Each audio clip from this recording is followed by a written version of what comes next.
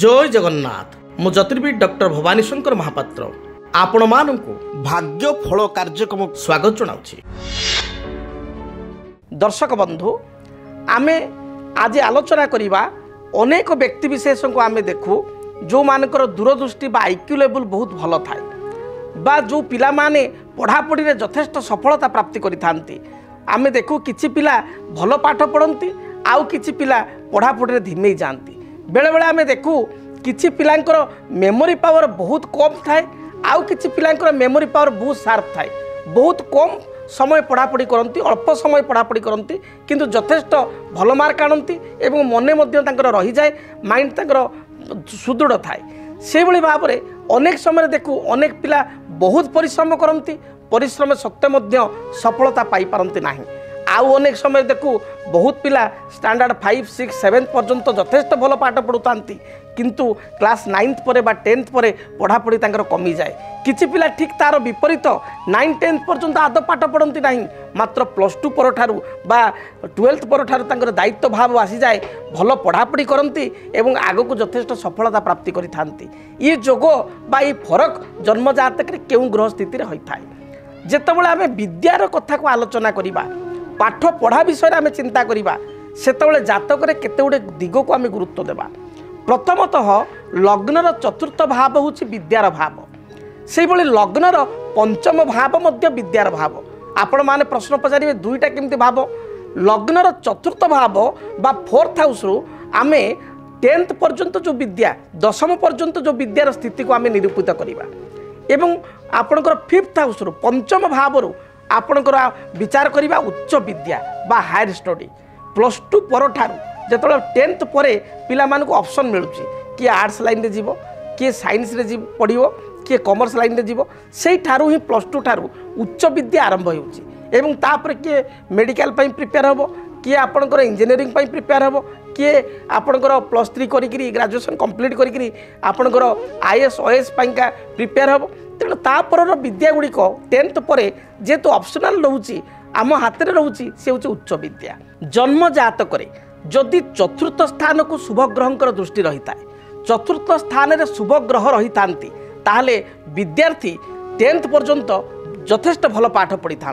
से भली जदि जन्म जातक पंचम स्थान को बृहस्पति दृष्टि रही है पंचमाधिपति बा 5th लॉर्ड जातक गुरु सहित बृहस्पति सहित युक्त होता विद्याकारक बुध सहित युक्त होता एवं बुध पंचमाधिपति गुरु जदि जातक कौन सी भाव में केवल 6th, 8th, 12th को छाड़ी अन्य जो कौन सी भाव में एकत्र था से विद्यार्थी बा से पिलार उच्च विद्यार यथेष्ट सफलता प्राप्ति होता है। पंचमाधिपति बा 5th लॉर्ड उच्च विद्यार अधिपति जदि जातक उच्चस्थ थांती पंचमाधिपति गुरु सहित युक्त होता जदि अशुभ ग्रहंकर दृष्टि पंचम भाव को न थाए ताले एपरि स्थिति रे उच्च विद्यारे विद्यार्थी माने सफलता अर्जन करिथांती। जो लाइन रे पितामाता आग्रह करिथांती बा पिलांकर जो लाइन रे आग्रह थाए से लाइन रे ही से कैरियर करिथांती एवं सफलता प्राप्ति करिथांती। ठीक तार विपरीत जदि पंचम स्थान रे केतु रही जांती जदि पंचम स्थान रे राहु रही जाती जदि पंचम स्थान को केतु बा राहुंकर स्थिति दृष्टि रहिबा सहित शनिंकर दृष्टि थाए ए परिस्थिति रे देखा दिए विद्यार्थी बहुत भल पाठ पढ़ुतांती बा पिलाटीए 9, 10th पर्यंत भल पाठ पढ़ुताए बा दरकार पड़े +2 पर्यंत भल पढ़ुताए +2 ठारू बा +2 परे तार गोटे यूटर्न आसे गोटे लाइन रे जीवा पई चिंता करिछि हठात गोटे लाइन रे से जाई थाए पढ़ापढ़ी कमी जाई थाए।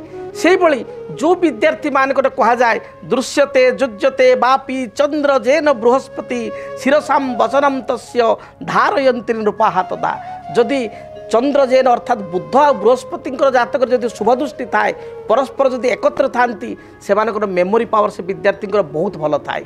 ठीक तार विपरीत जदि मंगल जो मानक जन्म जातक विद्यार्थी जन्म जातक मिथुन किंबा कन्या रही जाइछि मंगल बुध जातक एकत्र रही बा बुधंक प्रति मंगल दृष्टि 4, 7, 8 दृष्टि मंगल ठारू 4th, 7th, 8th दृष्टि होची मंगलकर जदि बुधंक प्रति एभली दृष्टि रही मंगल ठारू बुध 4, 7, 8 रे अछंती ताले मेमोरी पावर क्षीण होता है एवं यथेष्ट विद्यार अवनति होता है।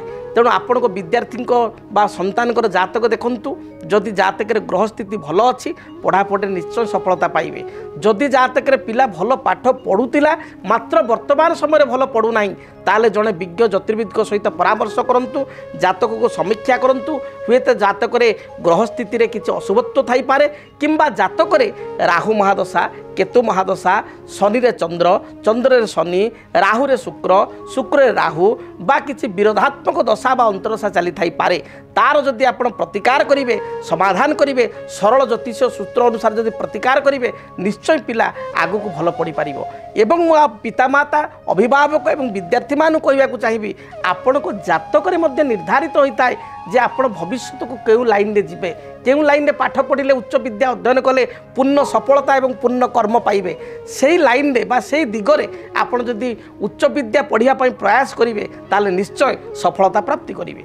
जदि आपणक जीवन में व्यक्तिगत पारिवारिक समस्या, कर्मक्षेत्र नियुक्ति, वैवाहिक समस्या, वास्तुदोष एवं माली मकदमा आदि समस्या थाए ताहेले समस्यार समाधान और परामर्श पाई आमको जोगाजोग करंतु। ज्योतिर्विद doctor Bhavani Shankar Mahapatra, Budheswari colony, plot number 26, Bhubaneswar. Phone number 9776833302 9439444924। आमर वेबसाइट www.srijagannathastro.com। DTV ओडिया देखिवा पई सब्सक्राइब करंतु एवं बेल आइकन को मध्य दबाई दियंतु।